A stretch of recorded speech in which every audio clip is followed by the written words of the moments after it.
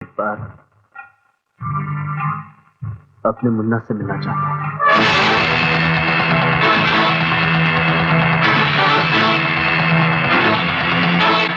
भाई भाई भाई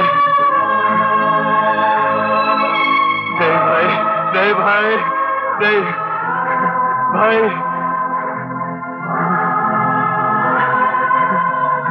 टाइम अप। नहीं नहीं नहीं भाई, नहीं भाई, छोड़ दो मुझे, नहीं नहीं भाई, भाई भाई, छोड़ दो मुझे, छोड़ दो मुझे, छोड़ दो भाई, भाई, नहीं नहीं नहीं नहीं नहीं भाई, भाई भाई, नहीं, मेरे भाई को छोड़ दो, मेरे भाई को छोड़ दो, मेरे भाई को छोड़ दो, नहीं, मेरे भाई को छोड़ दो, मेरे भाई को छोड़ दो, नहीं नहीं नहीं।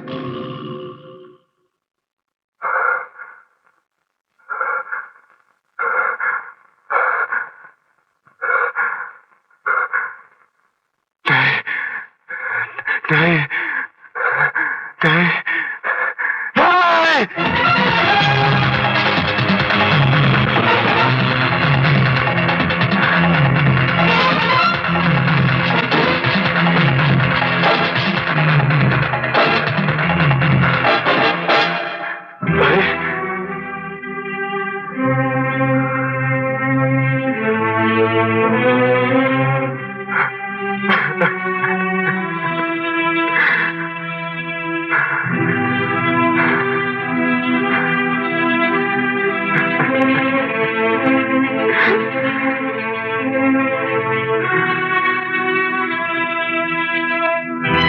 मेरे भाई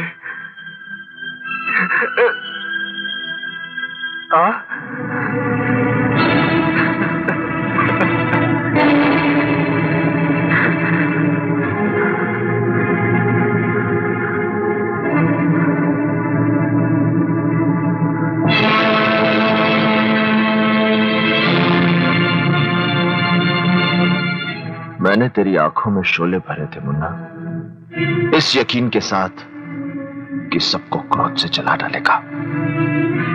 दफा हो जाए यहां से। अगर तू मेरा भाई है तो जा उस जुर्म के आसमान पर अपना नाम लिख दे मुन्ना। इस शहर पर ऐसा कहर बनकर गिर कि इंसान तो क्या, इस शहर का जर्रा जर्रा उस कहर से कांप उठे, घबरा कर चिल्ला उठे, ये पूछने पर मजबूर हो जाए कि तू चाहता क्या है। तब तेरे रोम रोम से एक ही नाम निकले, धर्मदास। वो धर्मदास जिसने हमारी मां को मौत के मुंह में धकेल दिया। मगर मुन्ना, आज के बाद तू मुझे यहां मिलने कभी नहीं आएगा।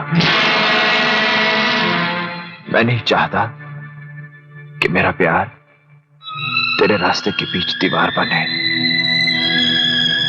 कसम खा मुन्ना, कसम खा।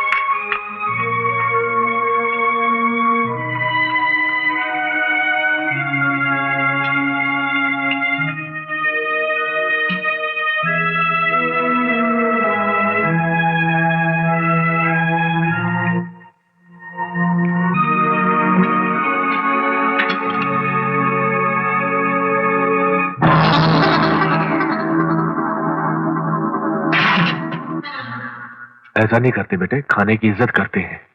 जानवरों से बदतर खाना सामने रखकर नसीहत देता है बुड्ढे। मुझे ये खाना नहीं चाहिए।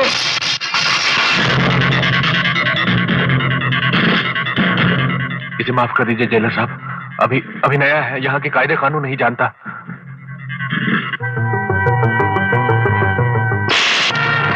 ये तेरे बाप का 5 स्टार होटल नहीं, हरामजादे। हरामजादे, मैं तुझे जान से मार दूंगा। याद रखना जेलर, जिस हाथ से तूने मुझे मारा है वही हाथ तेरे जिस्म से लग कर दूंगा। ले जाओ इसे, सारी अकड़ निकाल दो इसकी, और तब तक इसे खाना मत दो जब तक ये गिड़गिड़ा के माफी न मांगे।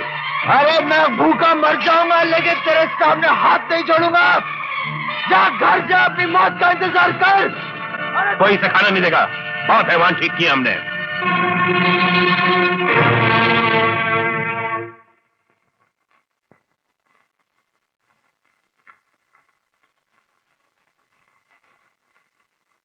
बेटे, मैंने अपने हाथों से बनाया है खाना।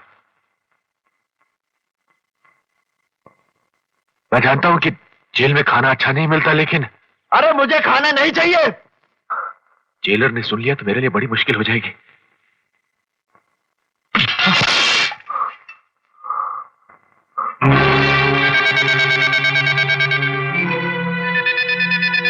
मेरे मना करने के बावजूद तुम इस जानवर के लिए खाना लाए? तुम्हारी जरूरत कैसे हुई? कल सुबह मुझे दफ्तर में मिलना। जी।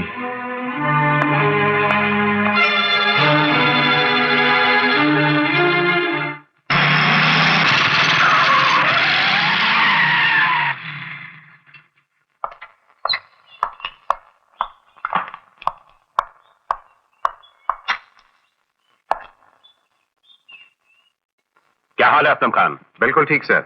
रास्ते में कोई तकलीफ तो नहीं हुई? बिल्कुल नहीं सर। गुड। आप तो कल ही जाने वाले थे सर। हाँ, जाने वाला था। चार्ज भी तुम्हारे असिस्टेंट को सौंप दिया। अच्छा। लेकिन तुम्हारा स्वागत करने के लिए रुका हुआ हूँ। गौतम। Yes sir. ये अपने नए जेलर हैं, इन्हें इनका क्वार्टर दिखा दो। जी। आप आराम कीजिए। सलमा, जी तुम इनके साथ क्वार्टर चली जाना। जी। अच्छा। सर मैं आराम करने के मूड में बिल्कुल नहीं हूँ, जगह का मुआयना करना चाहता हूँ। इस वक्त कैदी कहाँ काम कर रहे हैं सर? गौतम जी। इन्हें क्वेरीज पे ले जाओ।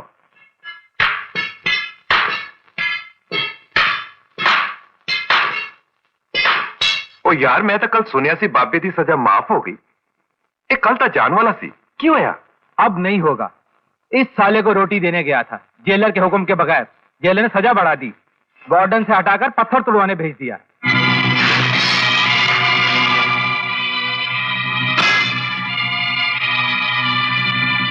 सुनो, क्या ये लोग सच कह रहे हैं? क्या? यही कि तुम्हारी सजा माफ होने वाली थी, अब नहीं होगी? इसकी वजह मैं हूं? नहीं नहीं बेटे, ऐसी कोई बात अगर नहीं। इन बूढ़े हाथों में ये हथौड़ा उस जेलर ने मेरी वजह से उठवाया है तो मैं उस जेलर को इस दुनिया से उठा दूंगा। नहीं बेटे नहीं, पागल मत बनो। ये क्रोध जो हर वक्त नाक पर रखा रहता है ना, यही क्रोध एक दिन नाक कटवा कर रख देता है। मैं भाषण सुनने नहीं, सच्चाई सुनने आया हूं। सच्चाई ही तो बता रहा हूं, और सच्चाई यह है कि क्रोध वो जहरीला सांप है जो डसता जरूर किसी दूसरे को है, लेकिन जहर खुद की जिंदगी में घोल देता है। यही सच है, और इस सच्चाई का एहसास मुझे उस दिन हुआ जब इस क्रोध ने मुझसे मेरा सब कुछ छीन लिया और मुझे जेल की 4 दीवारी में दफन करके रख दिया। इसी क्रोध ने मुझे मेरी बीवी और मेरे छोटे छोटे 2 बच्चों से जुदा होने पर मजबूर कर दिया।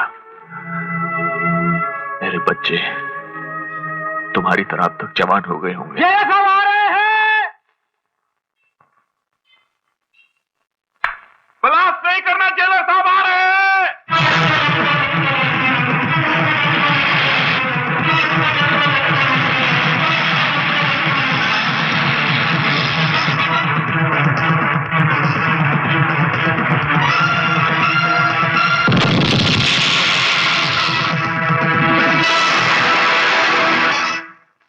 डॉक्टर साहब, डॉक्टर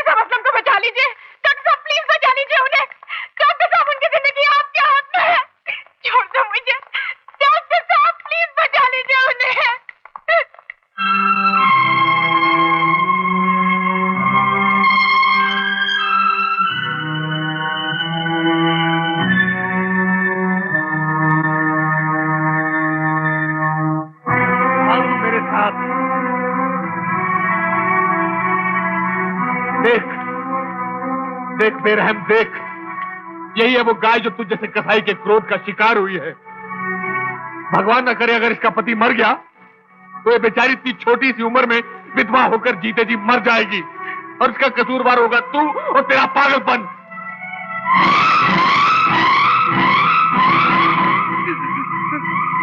अरे कहां जाकर इस गुनाह को बख्शवाएगा? इस गुनाह के बोझ से तू उठ नहीं सकेगा। अरे किसी और से माफी मांगना तो दूर, तू खुद को माफ नहीं कर सकेगा, कभी कभी माफ नहीं कर सकेगा।